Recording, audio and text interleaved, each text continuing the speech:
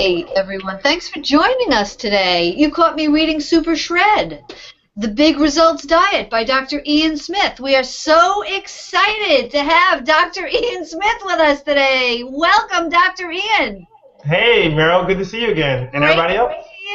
Wow. For those of you who don't know, Dr. Ian is the co-host of The Doctors these days. He's not only on The Doctors, he was also on NBC, on WNBC. He's on VH1. He had the Celebrity Fit Club.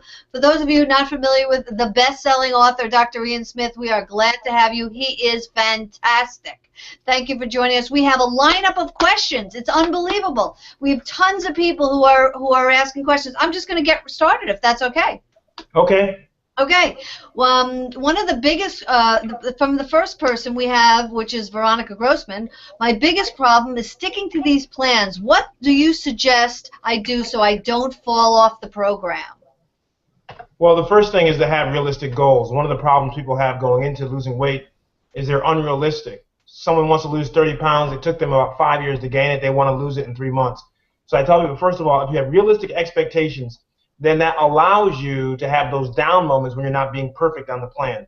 The other thing is this. You have to set small milestones. Yeah, the ultimate goal may be how much weight you want to lose at the end of the day, but there are smaller milestones that are important. 1 pound, 2 pound, the 5 pound mark, but also not just what's on the scale, also your habits. So sometimes, you know, if you're able to reduce the amount of French fries you eat a week to 3 servings instead of 6, that's a victory. If you're able to work out 3 to 4 times a week when you're only doing it once, that's a victory. So find different types of victories other than the number on the scale. Are you saying that you can eat French fries? Absolutely. Listen, anyone who's read my books, they know that I'm a very realistic person when it comes to weight loss. Any program that preaches perfection or asks you to be perfect is not a realistic program. Now, that being said, I also don't want you eating French fries every day, but I do believe that if you restrict all the foods that you really, really like, you're only going to create or intensify the impulse to want to go out and get it. And so on Super Shred and Shred, you're allowed to have some foods that most people are surprised because they can't believe they're having this on a diet, but it's all about portion control. That's the main thing. We'll get into that more in a bit. We have another question from Cassie Wonderalki. I hope I'm saying that properly. She says, I've lost 31 of the 35 pounds I've wanted, and I've used Shred Diet. However, I still have a problem with belly fat. What are your suggestions? Well, you know, it's very interesting. You know, belly fat sometimes, not for everyone, for some people can be very difficult. And so even if you're close to losing all the weight that you want, and you still haven't lost all the belly fat, there could be an issue that maybe you may need to have some type of sculpting procedure. You know, people sometimes can lose a lot of weight and still hold on to their love handles. And this is, you know, there are very few cases when I talk about surgery and weight loss. This is a case where someone has lost almost all the weight that they need to lose. They still can't get rid of it. The first thing I would try, however, is try to do a high-protein diet with high cardio for 3 weeks. If you don't notice any improvement, then you may talk to a plastic surgeon about doing a very small procedure, a liposculpting procedure, to get rid of some of that abdominal fat. So you're saying sometimes you just can't do it with diet and exercise. Sometimes it's genetic. Sometimes it's genetic, and even people who are, you know, you have people who are skinny, basically, who still have a little belly fat, and sometimes you can't get rid of it through your normal methods. You may have to have a little assistance. I'm not against that, but I like to exhaust all the conservative treatments first before I do that. You know, the Super Shred, the Big Results Diet, it's 4 weeks and 20 pounds. Lose it fast. You talk a lot in the book about losing weight quickly, and it wasn't always what you thought it was, you know, in terms of health, losing weight quickly. Can you weigh in a little bit on how you feel about that? So those who are wondering if it's healthy, you know, what you think. Well, it's interesting. You know, for the longest of times, I've always said don't lose weight quickly. And the real reason why we've said that as diet experts is because people tend to lose weight quickly on programs that are very dangerous. They restrict entire food categories. They reduce your calorie counts really, really low. They have you only eat one thing or drink one thing. Those are not very healthy ways to lose weight. People have bombarded me for years asking me, how can I lose weight quickly for a wedding, for a vacation? So I just finally decided that I wanted to sit down to see if it can be done. Thus, I created Super Shred. Super Shred is a crash diet without the crash because Super Shred is a healthy way to lose the weight. So over the summer, I took some of the people who were on Shred, the original program, and asked them, do they want to try to use or to lose weight in an accelerated fashion? And a very large group said yes, and the average weight loss after 4 weeks was 20 pounds. However, I caution people, this program is not a lifestyle changing program. This program is designed specifically to lose weight quickly. If you want a program that's going to keep the weight off or a maintenance phase, then you would use the Shred program. But Super Shred is for those people who say, I've hit a plateau, I need to get going again, or I got to get this weight off really quickly and I want to start all over. That's what Super Shred is for. By the way, those of you who are watching, you can go over to booktrib.com and enter to win Super Shred, the Big Results Diet, when this live chat is over. Another question we have from Iselina. She says, do you think it's different? Do you think there is different fitness advice that should be given to men versus women? Well, it's interesting. Men and women do lose weight differently, and the major reason why we lose weight differently is because men naturally, genetically, tend to have more lean muscle mass. More lean muscle mass increases your metabolism, and therefore you burn fat faster. So even if men and women ate the same thing, men have more muscle mass, they typically have a higher metabolism, they can burn fat faster. That being said, women still need to understand that if they are very active, if they're more muscular, that their caloric requirements for a woman could be higher than the typical 800 to 1,000 calories a day that people often talk about.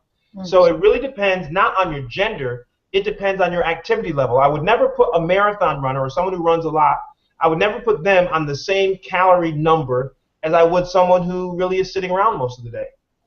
Absolutely.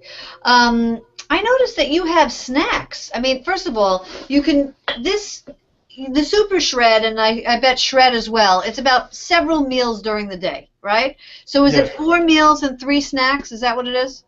Hold on for a second. Let me get something for you. Hold on. Uh-oh, here we go. Am I going to see some snacks? I'm looking for some snacks. Okay, here we go. Now, let's first talk about the idea. Super Shred is different from Shred because in Shred, it's typically 4 meals and 3 snacks. In Super Shred, every week is different, and it's designed to be that way. I put you on what's called a calorie roller coaster. So one day is different from the next, 1 week is different from the next week. Very important, by the way. Snacks are very important in dieting. Some people say snacks are bad for dieting. I love snacks.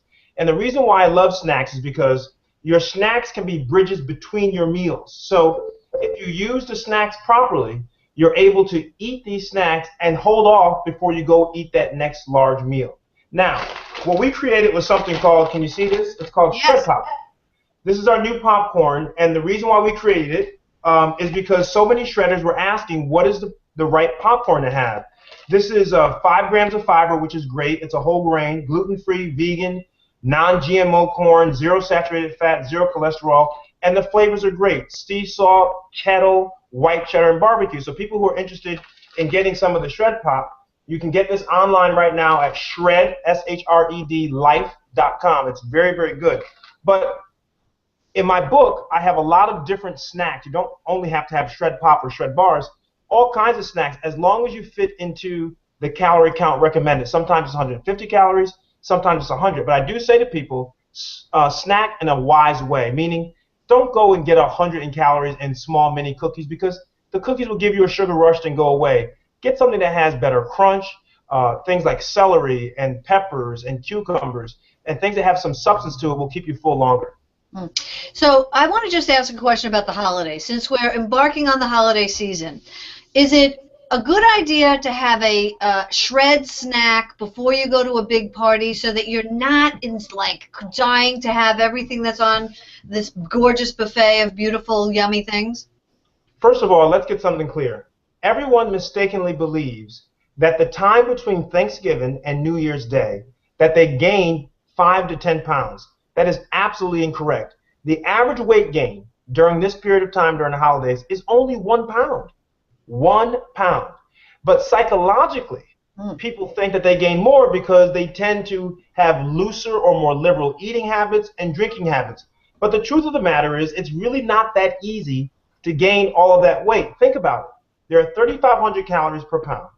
in order to gain weight, you have to eat 3,500 more calories than you're burning off. You burn off calories by typing on the computer, getting up from your desk. So every day you may burn, let's just say, 2,000 calories a day just living.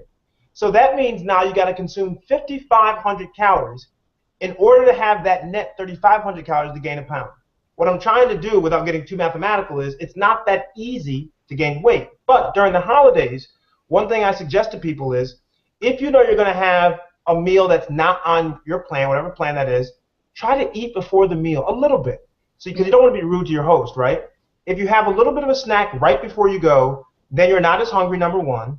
Number two, if you know that your third meal of the day is going to be probably the worst meal, for meals 1 and 2, eat the absolute best that you can to give yourself a reserve, so when you do have that bad meal, 1, you don't feel guilty, but 2, you've eaten so well all day long, the one bad meal is not going to hurt you. You know, this starts to make so much sense. This is consciousness about what you're taking in. And it's actually thinking about it. And once you get in the habit of thinking about it, you know, it's not as bad. Like you say in the book, if you're going to somebody, a family member, and you know you love their dip, don't make yourself sort of crazy by not eating it. Have a little bit when you first get there, so that you're not obsessing, right? I mean, you're not making yourself crazy. You're having a little bit, you satisfy that, and then maybe have a glass of water, step back, right? Meryl, the beginning of all binging and cravings is deprivation. When you deprive yourself, then you want it even more. I come from the school of thought that if you have some control, not everyone has control, you have to know yourself, but if you can exhibit some control, sometimes having a little bit of taste of something will get rid of the craving that you have for that particular item, and I believe it's okay to do that. I do believe, however, if you are someone who can't stop at 2 or 3 scoops of ice cream and you're going to eat the whole pint, then obviously you're in a situation where you probably shouldn't have it. Right. Yeah, I'm like that with crunchy, salty things. Lydia Roden is asking, what do you think is more important, diet or exercise? I get this question so often. Listen, diet and exercise are the perfect 1-2 punch. You can lose weight just by exercising. You can lose weight just by dieting. But if you want to maximize the amount of weight loss, you need to have the synergistic effect of dieting and weight loss. People on the shred diet and the super shred diet, I sent questionnaires out and asked them, how much did you exercise? And so I got a whole list of people who followed the exercise and the diet. I got a list of people who just followed the diet, and some who did a little bit of both. The people who lost the most weight were those who did both the diet and both the exercise. So if you want to maximize weight loss, do both. Let me ask you one thing about exercise. When you're not eating a lot of calories, because when you're on the super shred, you're sort of cutting down your caloric intake. Doesn't exercise make you hungrier? Exercise can make you hungrier, and the reason why it can make you hungrier is because exercise burns energy, and you're burning your fat, and you're burning whatever fuel sources that you have in your body. So you can become hungrier, and that's why I said earlier, if you are someone who exercises a lot, then the caloric needs that you have could be greater than someone who just exercises moderately. So you have to be able to play, and my programs are all very flexible, meaning, you know, if you don't stick exactly to my program, you don't get penalized like some other diets. But my program says, this is your major architecture of the plan, but you have to adjust it according to you. Some people, the program will allow you to have, for example, bread sometimes. Some people will say to me, I know if I eat bread, I'm going to get bloated. Well, you have to follow what you know about yourself. So be conscious of your own body. Josh is asking a question. Where did he go? Josh, he was here a second ago. Josh, we'll come back to Josh. I can't find him now. 1 second, I can't find him. Jerry's asking, do you have a diet and exercise plan for the over 50 group? Is that any different? Well, no. You know, it's interesting. I have so many people who are on shred who have lost. I'm thinking right now, Beverly Simon. Beverly Simon is from Maryland. She's a 50-something-year-old woman. She's down 94 pounds in a year and some change on shred. I have a lot of women and men in their 50s and 60s who have lost a significant amount of weight. Shred, the original program, is a very flexible program that is not overly demanding. Super Shred, which is the new book that's coming out next month, but you can pre-order it now.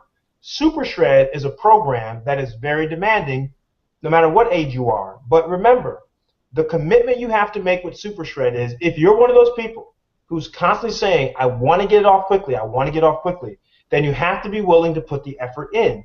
If you don't want to get it off so quickly, then you should follow the Shred program, which people have been doing for the past year.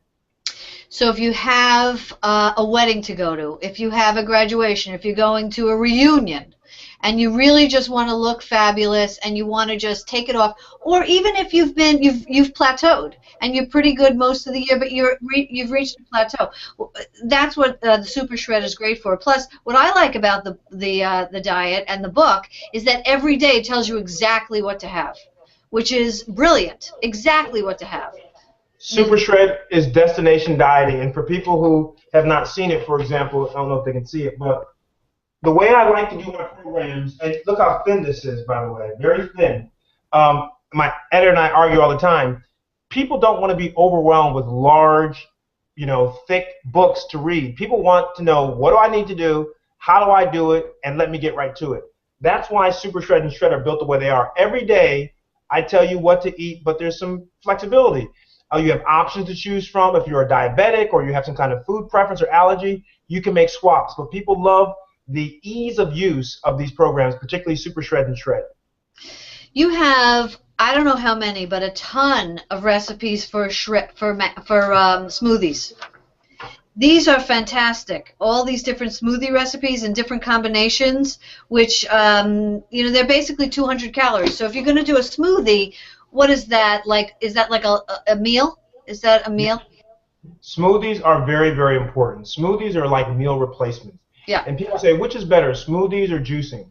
Smoothies, in my opinion, for trying to lose weight, are better for you. One, smoothies have all the fiber, which juicing throws away the fiber. Two, with juicing, the absorption of sugar in juice is very fast, so it goes right into your blood system very fast, which is something that you don't want.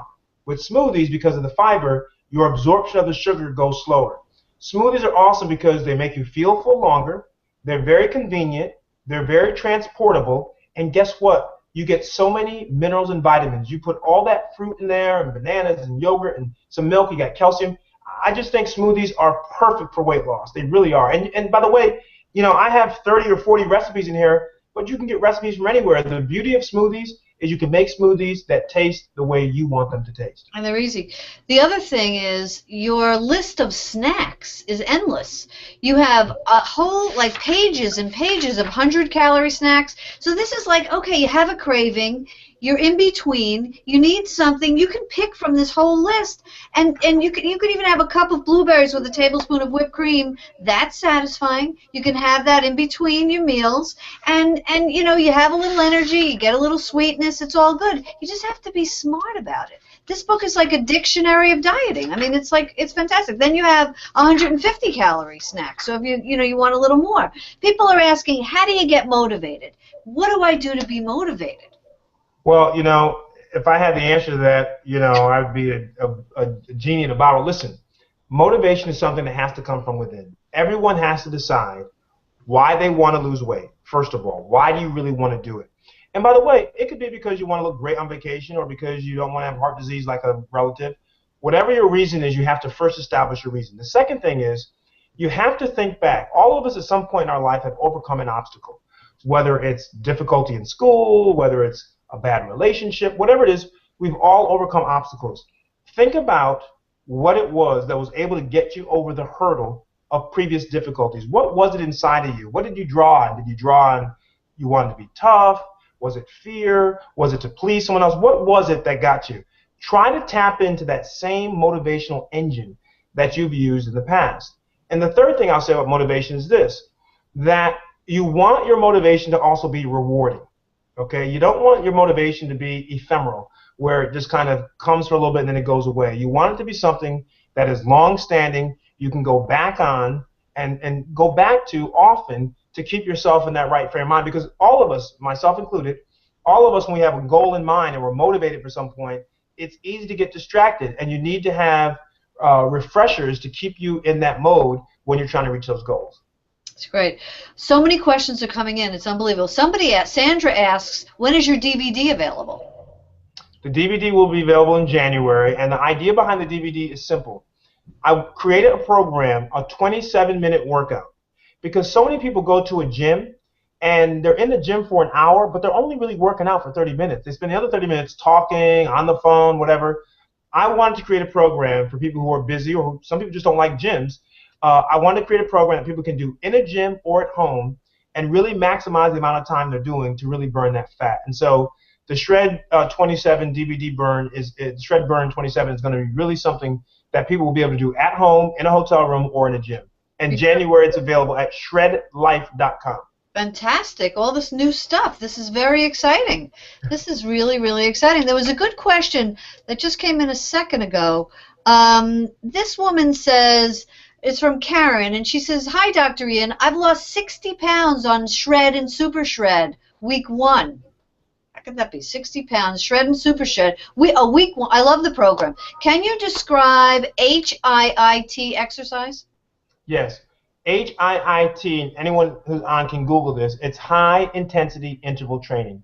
And basically what it is it's burst workouts, which means instead of getting on a treadmill and walking at a rate of 2.0 for 45 minutes, instead you go as fast as you can for 30 seconds, slow down for 15 seconds, as fast as you can for 30. So it's really that burst. It's that burst of energy. And studies have shown us, new exercise physiology studies have shown us that we believe burst or high-intensity interval training is the best way to do cardio to mobilize those fat stores to lose weight. That's excellent. Els is asking, can you alternate Shred and Super Shred for faster and lasting weight loss? Great question. So a lot of people have pre-ordered Super Shred, and those who are on the call today, you can pre-order Super Shred, and if you pre-order Super Shred and email me your confirmation, my email that you can use is shreddiet, SHRED diet @gmail.com. I'll then send you access to the first week, a sneak peek of the first week, so you can do it now while your book is coming in the mail. But a lot of shredders, by the way, have pre-ordered Super Shred. They've done the first week. They've lost 7-8 pounds the first week on Super Shred alone, and so they're mixing it back and forth with Shred until their book comes in. Super Shred is specifically meant to work very well with Shred. Shred is the more longer, gradual weight loss. Super Shred, as the name implies, is really super, really fast, and people can mix it up as they like. Love it. We have some questions coming in from Mackenzie about alcohol. This question comes up all the time. Can you drink alcohol, and how much? Yeah, on Shred you can definitely have alcohol, but it's, how much can you have? 3 beers a week, 3 glasses of wine, so there is, a moderate amount of alcohol you can have. The problem I don't have a problem with alcohol. I have a problem with someone sitting down and drinking a 6-pack, because it's all about the calories. And alcohol, those are liquid calories which tend not to be filling. So you're going to end up wasting 600 calories in alcohol, and then you're going to still eat. And so now you're 600 calories in the plus that we don't want to be. So alcohol is fine in moderation. You're not allowed to consume it all in one day, so you can't store your alcohol to the end. But, 3 glasses of wine a week, 3 beers, a couple of mixed drinks a week, that's not going to be a problem. Super Shred is a little more stringent about alcohol because we have such a short period of time, 20 pounds in 4 weeks. We really have to be on our game. But if you do have a drink, it is not going to kill you. It's the 3rd and 4th drink that becomes a problem. And just while I have everybody, if you want to follow me on Twitter, my Twitter handle is @Dr. Ian Smith. Spell the doctor out, I-A-N Smith. And our website is shredlife.com. Thank you for that. Lots of questions coming in, more questions. So, Lauren is asking, she really hates the treadmill. What else would you recommend for cardio? Well, that's why this DVD is going to be so awesome, because this DVD doesn't require any machines at all. However, the elliptical is great for cardio.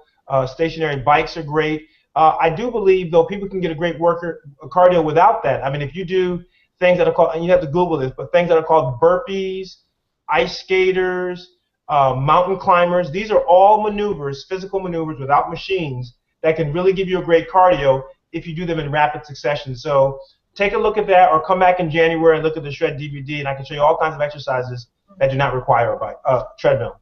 What about weighing in every day? The worst thing possible. Oh, that's what I do. It's the worst thing, Meryl. Let me tell you why. In the course of a couple of days, your body naturally fluctuates in weight. It just does. Our water balance fluctuates. Our muscle balance fluctuates. The fat, our body is a constant blob of metamorphosis. It's constantly changing. Our bones are changing, everything. When you weigh yourself every day, that's not a real reflection of what you have or haven't done to lose weight. Instead, what you're seeing is the body's natural change and fluctuations. Weigh yourself once a week, the same day, in the same way. If Monday at 9 a.m. is your weigh-in, do it every day at 9 a.m., every Monday at 9 a.m., same scale in the same way. If you're doing it naked, do it naked. If you wear certain clothes, whatever. You need to keep the conditions constant so it's apple to apple. The biggest mistake people make is they'll weigh in on a scale at home, and they'll be away on vacation or at a business meeting, and they'll weigh themselves in a scale in a hotel. That's not going to work because scales can be 5-6 pounds off, scale to scale. You have to weigh yourself on the same scale. And lastly, the reason why I don't like weighing yourself every day is because people start obsessing about the scale. And when you're trying to lose weight, it's also mental. It's 80% mental, 85% mental. You don't want to be worried about what the scale says. You want to worry about what you're doing to make improvements. Right. Lydia is asking how you stay so fit. What do you do on a day-to-day basis? I work out with weights 4 to 5 times a week, and I run. I don't run long distances, though I just answered an interview saying that I'd like to do some more long-distance running. But, you know, I believe that if you go to a gym and try to run 1 mile as hard as you can, and you keep trying to improve that 1 mile, that is a real good workout. And a lot of people can't even run a mile, to be honest with you. They can maybe walk and run a mile. So I like to work out in weights, build my lean muscle mass, increase my metabolism, and I like to run. I like to run too. Jerry Ann is asking, what exercises do you recommend for people with bad joints or who have been sedentary for many years, who are just sort of getting themselves going? Yeah, people who have bad joints, of course, this is case specific. Some people with bad joints can tolerate some weight-bearing exercises. Some people have really, really bad joints or arthritis, and they can't put any weight on their joints. If that's the case, obviously water exercises are very important. You want to do exercises that don't put the weight on your joints. Sometimes riding a bicycle is fine because you're not putting as much weight, but obviously walking on a treadmill, doing an elliptical, those things would not be good for people who can't stand weight. If you've been someone sedentary for a very long period of time, don't worry about it. The biggest mistake you can make is overdoing it. Because 1, you'll hurt yourself, but 2, maybe even more importantly, you will hurt yourself psychologically because you'll try to do so much and you won't be able to do it. You'll get discouraged and just give up altogether. So set very reasonable, gradual plans. Let me give you an example. If you've been someone who's been sedentary for a while, your first goal may be, I'm going to walk 100 yards. And just time it. See how long it takes. Let that be your benchmark. And then for the rest of the week, 3 times a week, you want to be able to walk that 100 yards in the time that you first set. The next week, you can do one of 2 things. You can increase it to 125 yards, or you can still walk that 100 yards, but take 15 seconds off the time. That's how this whole game works. It's about slowly building yourself. We have shredders, by the way, and I encourage you online, join us. We have a group on Facebook. It's a closed group, but you can join it. Just click join group. It's called Shredder Nation. SHREDDER Nation. Join us online. And Super Shredders is another group we have. But if people could see some of these shredders, I have people running marathons who couldn't run a mile a year ago because they slowly worked their way into their endurance. It takes practice, right? Justin is asking a question. He says, hi, Dr. Ian. My problem on Super Shred was getting too hungry in between meals. Is there a trick to subsiding your hunger in between meals and snacks? Yes. The trick is you may have to move your meals and snacks time-wise. So in the book, in Super Shred, I give you kind of a timing architecture of what you need to follow. But, you know, Super Shred is not a Bible. It's a blueprint. And so you're allowed to erase sometimes. And so what Justin may need to do is to compress his meals a little bit. So maybe move his meal 1 out a little longer, put the snack 1 closer, move the times around so that you don't have those large gaps where you start feeling hungry. So you're saying be a little flexible with yourself and try things. See, Sure, absolutely. You got to. There's no such thing as one diet fits all. I mean, how can I write a program that's going to work for every person? What I do is I write a program that can work for most people, but those who it doesn't work for, then make some adjustments. Like I said earlier, Shred and Super Shred are very forgiving programs. Hmm. They're also, I want to say again for those who are just joining us, they are, the days are laid out for you, the meals are laid out for you, tells you exactly what to do. If you're just getting started, this is a great book to get you started because it's all there. What meal 1 is going to look like, what beverages to have, what meal 2 will look like, what exercise to do, and we're coming on the holiday season again. Mentioning that again, and kind of you can stay in shape during the holidays. And Dr. Ian, reading this book and listening to him, you can really start to raise your consciousness about how much you're going to eat, so that you don't come to the end of the year and feel like you feel like such a porker, like I sometimes do. Corey is asking, what's your favorite food to cheat on your diet with, Dr. Ian? You personally? Yeah. Well, first of all, let me just answer what you were just saying. Yeah. I want to encourage people, do not, and I've been doing this all year, don't wait until January 1st or December 31st to decide you want to make a change. That's what I call the New Year panic. Just forget it. Make the change today. Start it tomorrow.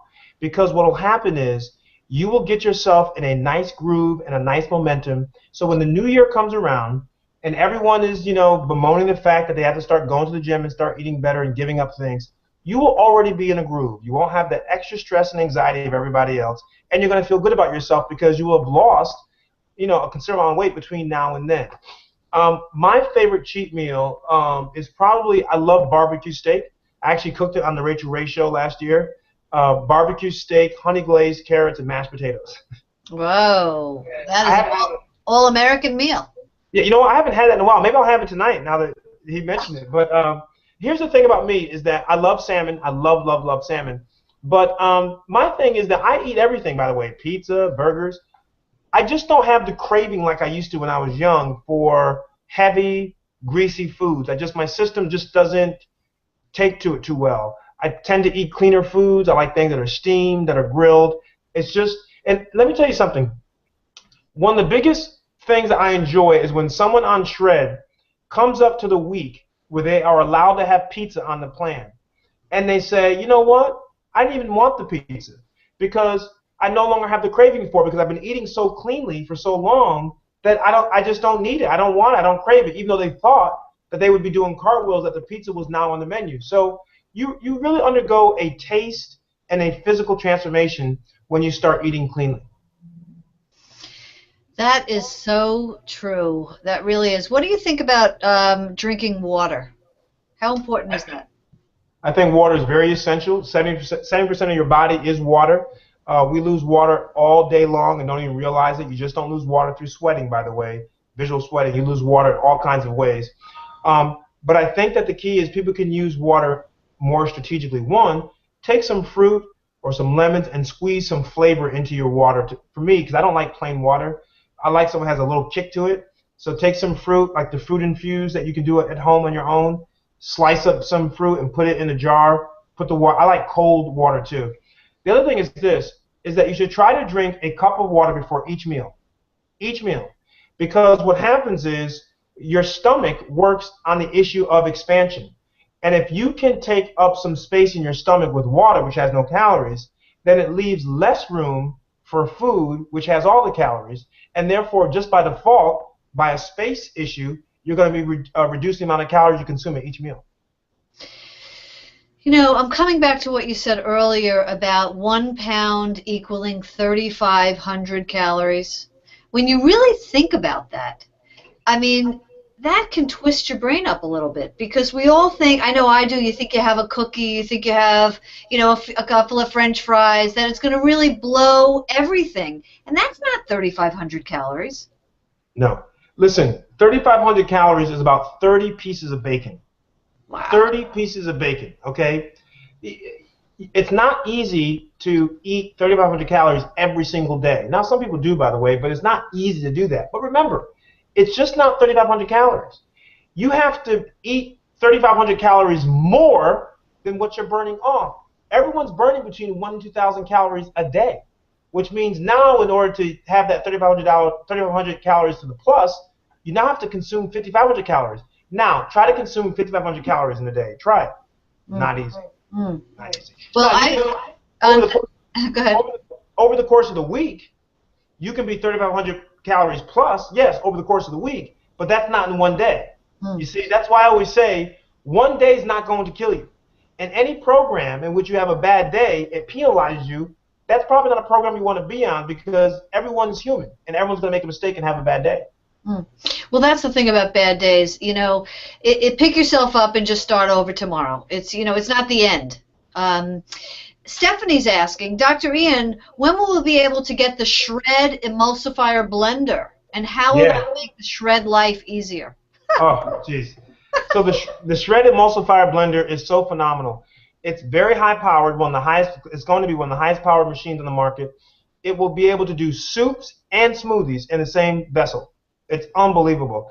We just shot a commercial for it. It's going to run in January. So starting in January, you're going to see it all over the place. The Shred Emulsifier Blender.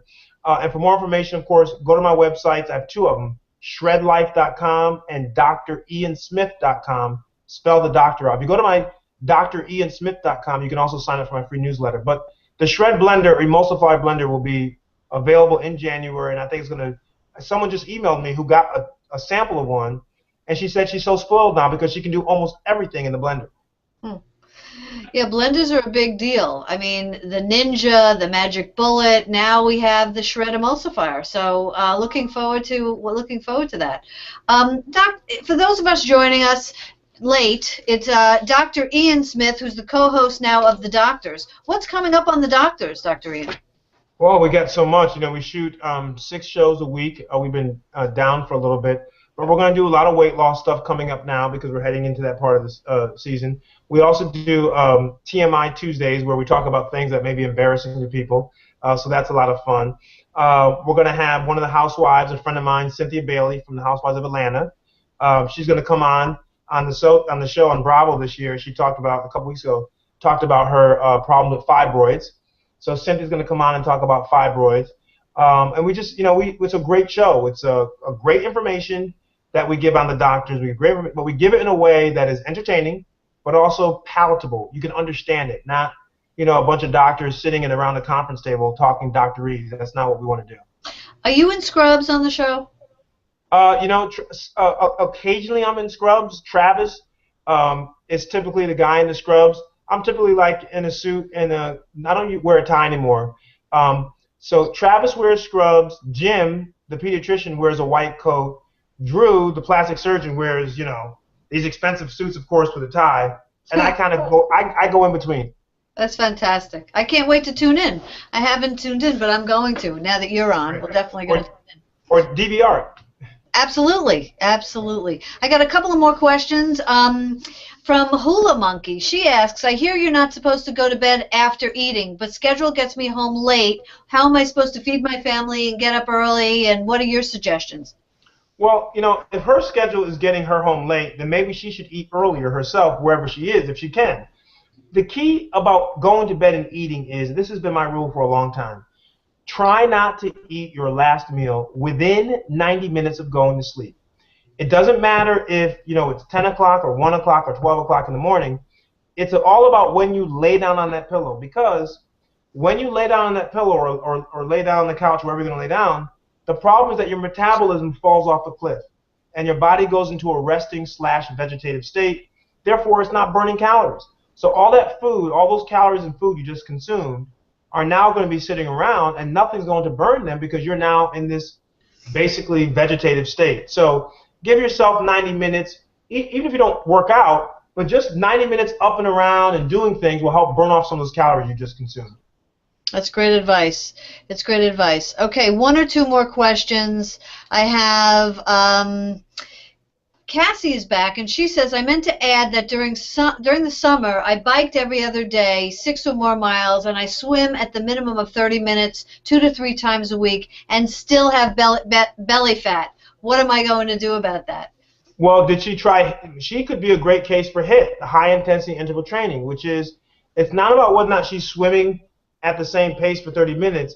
Has she done those burst exercises? Has she, run as hard as she can for 30 seconds, then slow for 20 seconds, then hard for 30 seconds and slow, and then switch up, bike the same way? I mean, she could be a prime candidate for someone if she switches up how she does her exercise rather than what she's doing. It could make a difference. Fantastic. Cassie, thanks for your questions. I think that was a great answer. For those of you who want to try to win a copy of Super Shred, The Big Results Diet, go to booktrib.com.